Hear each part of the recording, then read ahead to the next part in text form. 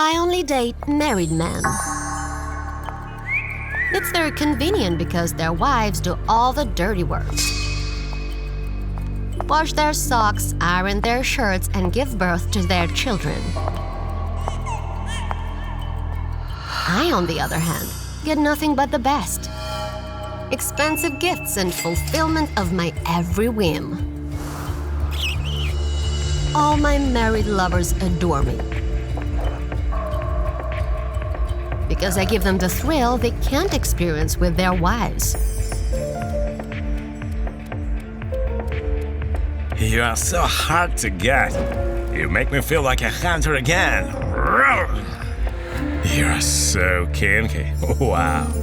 My wife would never do this in any way, though. There is so much mystery about you. You turn me on so much more while dressed than my wife Bear. Every one of them thought I was their lucky star, but they had no idea that I would actually bring them misfortune. My main goal was to expose them. So, a month into the affair, I would send my lovers' wives photos of their husbands in bed with me. They deserve to know the scumbags that they married. First, their wives would curse me, but then they would sincerely thank me. You weren't his only mistress. Thanks to the photos you sent me, I won a lawsuit against the bastard. That's how I make the world a better place. Why do I do it, you ask? Because I was once the wife who was cheated on. I used to sincerely believe in love, and I listened to my husband's vows of loyalty with tears in my eyes. However, he cheated on me shortly after that, on our own wedding night. I filed for divorce and stopped believing in love and God and started doing this. But recently, something caused me to not only to rediscover faith, but also join a convent. As usual, I found a rich cheater and seduced him without a second thought.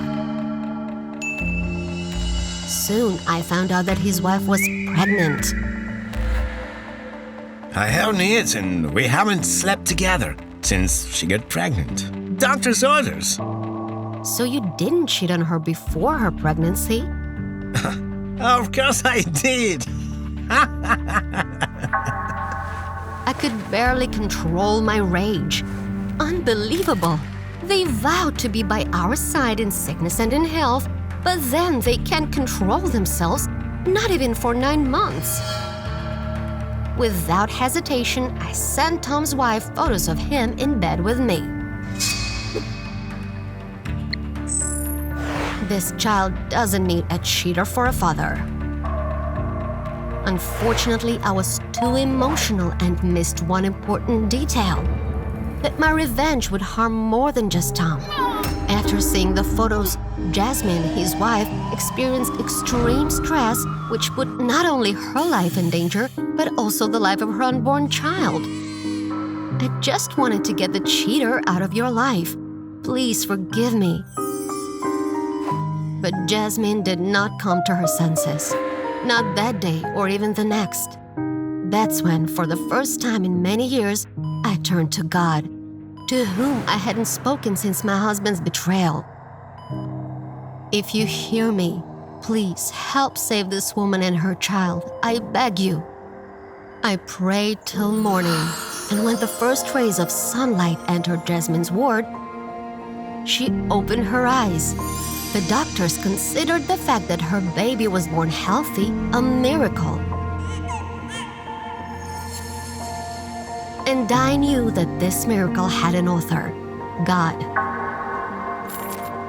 I was so grateful for being heard by Him that I decided to radically change my life. I now pray every day, because even though I had good intentions, I did a lot of stupid things in my life. And it may seem weird, but here at the convent, I'm much happier than I ever was before. Revenge is the raging fire that consumes the arsonist. I arranged a casting of mistresses for my husband because I loved him too much, and to find the best of the best, I interviewed over 50 applicants. You're beautiful, but your manners leave much to be desired. I doubt that Howard would be interested in you. Wait, before we start, does he have a lot of money? I'm not interested in poor man. Next. My husband is an art lover and collector. That's why it's important for you to be familiar with painting. Can you name this painting? No, I can't. But I'm a gymnast and very flexible. Your husband would be delighted, trust me.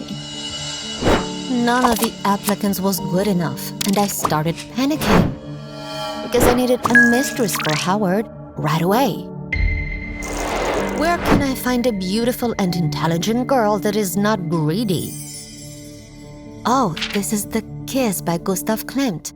He created it for two lovebirds, but when he saw the girl, he fell in love with her. That is correct. And that's why he made it so simple, because he was jealous of the girl and her partner. Anna turned out to be a sweet and intelligent girl who worked as a waitress and studied art. She immediately passed the greed test as well. Art is something I'm willing to do, even for free. I waited until her shift was over and started weaving a web of lies. I was afraid of scaring her away with the fact that she was supposed to be my husband's mistress. You and my brother have a lot in common. He's an avid art historian and owns a gallery. I can arrange a meeting for you. Anna was delighted with such an opportunity. After all, she could talk about art for hours. I just asked her one little thing. Not to tell Howard that I arranged their meeting. He hates matchmaking, so let him think that fate brought you together. The next day, I made an appointment with my husband at the gallery and called Anna as well. But told him that I wouldn't be able to make it at the last second. Howard and Anna immediately started talking. And an hour later, they exchanged phone numbers. That night, my husband enthusiastically told me about his new acquaintance. Anna is a treasure. I'm thinking about offering her a job at the gallery. However, I want you to meet her first. My beloved wife's opinion is very important to me. We've been married for 20 years and you still listen to me? Sure. After all, I love you as much as I did 20 years ago. He offered to have a dinner with Anna at an Italian restaurant, and his observation alerted me a little. You lost a lot of weight lately. Some pizza and pasta definitely wouldn't hurt you.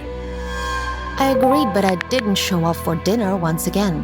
So Howard and Anna went on another date. Everything was going according to plan, and when Howard failed to come home that night, I was happy. After all, my mission was a success. I had found a woman worthy of him, one who could become his beloved. Well, now I can die with a clear conscience. I was diagnosed with cancer, and I was the same age as my late mother when she got the news. She suffered throughout treatments for a long time, but it was all in vain. Cancer won anyway. So when I found out about the diagnosis, I decided not to undergo treatment. I didn't want my beloved Howard to remember me as helpless and weak. I didn't want him to find out about my illness. So I packed my things and waited till morning. I was going to leave without saying goodbye, but Howard came home before that, and he was in a wonderful mood. Darling, this night was not in vain. I flew to another country in order to bring a doctor to you. As it turned out, Howard knew about my diagnosis. I suspected something was up when you set up a date with Anna, you would never do this without a good reason, because we have the perfect relationship. Then I remembered your sudden weight loss and how the same happened to your mother. My suspicions were confirmed when I saw you near the oncology center. I went there to sign the refusal of treatment. There's no point, I know. Honey, no. Cancer treatment is much more advanced now than it was when your mother was sick. The doctor I found is the best in the world. We will go through everything together because I love you so much. My husband didn't lie, and I've been in remission for over a year now. And thanks to his sincere love, we are living our best lives.